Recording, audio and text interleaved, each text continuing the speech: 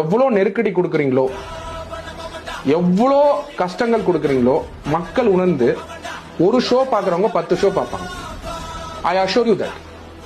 எல்லா படத்துலையும் தளபதி விஜய் அவர்களோட எல்லா படத்துலையுமே இந்த மாதிரி நெருக்கடி கொடுத்துருக்காங்க ஓவர் பீரியட் ஆஃப் டைம். இது ஃபர்ஸ்ட் டைம் கிடையாது.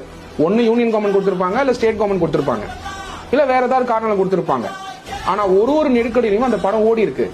ஜனநாயகம் is not going to be an exception. It's going to have an historical record where TVK followers, Vijay அவர்களுடைய ரசிகர்கள் ஒரு வாட்டி பார்க்குற ஷோவை மினிமம் 10 வாட்டி தியேட்டர்ல பார்ப்பாங்க. பரசக்தி பெரிய டஃப் கொடுக்கும் போது கண்டிப்பா கொடுக்காது.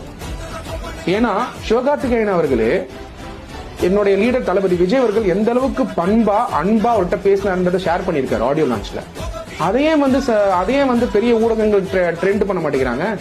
என்ன சொன்னாரு சிவகார்த்திகேயன் அவர்கள்? என்ன சொல்றாரு? The power of my leader Thalapathy Vijay, அதை பத்தி சொல்லியிருக்காரு. தன்னோட படம் உடனே கூட அவர் சொல்லல, அண்ணன் தம்பி பொங்கல் சொல்றாரு. எந்த காரணத்தை கொண்டும் சிவகார்த்திகேயன் அவர்கள் பாதிக்க கூடாதுன்னு நினைக்கிறாரு. ஆனா தீய சக்தி திமுக ஜனநாயகத்தை எப்படி முடக்கணும்னு பார்த்துட்டு இருக்காங்க. அப்ப யார் லீடர்னு நம்மளுக்கு இப்ப புரிஞ்சுக்கலாம் Nijanthan sir.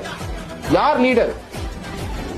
One who does not have insecurity, one who speaks for the people, one who brings inclusiveness. அதாவது அனைவருக்குமான தலைவர் விஜய் அவர்கள். இந்த Parasakthi movie you cannot compare with ஜனநாயகம். ஏன்னா அந்த பராசக்தி மூவியே விஜய் அவர்கள்